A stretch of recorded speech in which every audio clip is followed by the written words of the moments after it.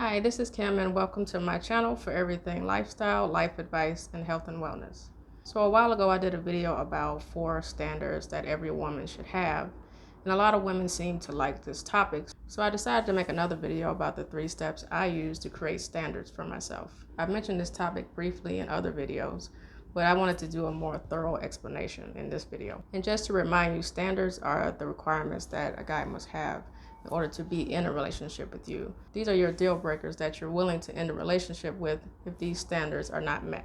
Also, you must realize that your standard is the bar that you set that a guy must meet. It's not something that you can make a guy change. He either has it or he doesn't. He will only change if he is ready to. You just have to know what you want, and if a guy doesn't meet those standards, he's not the one for you. So the first step I would say in creating your standards is to think of all the qualities you would want in an ideal man. I would say make a list of everything you can think of. And if there's some qualities that your ex had that you liked, I would include these in the list and add on anything else that you can think of. And to this list, I want you to also add a list of things that you didn't like from your exes. And when you're finished with that, it's time to move on to step 2. And in step 2, I want you to think about the beliefs, life events, and lifestyle habits that are important to you and that you find important in an ideal mate. I like to break this down into different categories. The first category is family plans. This includes if you would rather have kids or not, and it also can include if you're open to dating a man that already has kids. The second category is relationship plans. This is where you see the relationship going. Do you desire marriage, or would you prefer to be in a serious relationship without marriage? The next category is your faith. So this includes what your religious beliefs are and how important they are in your life. The fourth category is health and lifestyle habits. This includes what kind of lifestyle you live. For example, are you a very active person that works out a lot? Do you lead a very healthy lifestyle? And also, are you someone that's very social and likes to go out a lot? Or are you more of a homebody? The fifth category is finances.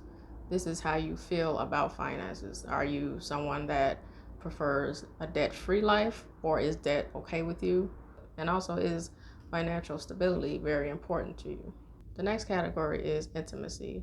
And this can include, is sex before marriage something that you prefer, or would you rather wait until marriage? Also, you can think about if you would rather wait for a commitment before intimacy. And the last category is communication styles. This includes how do you tend to communicate in a relationship, and which communication style do you tend to do best with in a relationship. I know there are other categories that can be added, and if you can think of anything, feel free to create your own categories.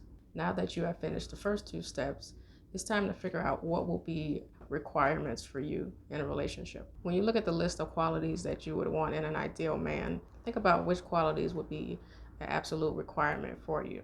And the reason I asked you to write down some of the things that you don't like is sometimes experiencing things that we do not like can help us figure out the things that we do want in a relationship. And the opposite is true as well. When we experience things that we do like, it can make us realize that that's something that's very important to us going forward. For example, I didn't know how important a man being chivalrous was until I dated a guy that would open all of my doors, and even when I was getting out of a car, he would open my door as well. So when I dated guys that didn't do that or didn't really open my doors, then it just didn't feel right.